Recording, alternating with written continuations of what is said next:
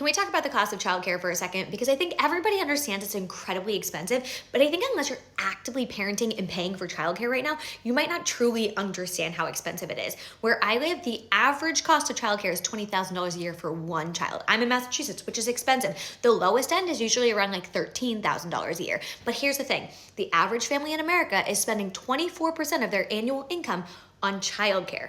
In 11 states right now, 2 kids in childcare is double the average rent.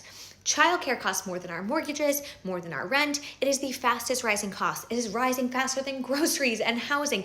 It is a huge financial burden to parents. And what people don't understand is this cost doesn't just like go away when they hit kindergarten either.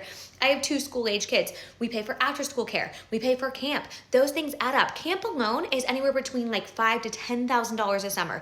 After-school care is $1,500 to $2,000 a month for 2 children. And that's for 3 hours of care. So when you look at a parent and you say, hey, you knew what you were getting into, I can guarantee you we did not, because this cost is rising faster than anything else. And I can guarantee you did not know what the cost of eggs were going to be 5 years ago before the pandemic happened. So please, if a family is talking about the financial burden, I beg you to just like understand the full context of how expensive this is, how fast the costs are rising, and what this burden looks like for young families. We need infrastructure and funding around this because the childcare industry is in a crisis. They can't afford to pay workers. Daycares are closing down. Families cannot afford to not work, but also can't afford to send their kids to childcare. This system is incredibly broken.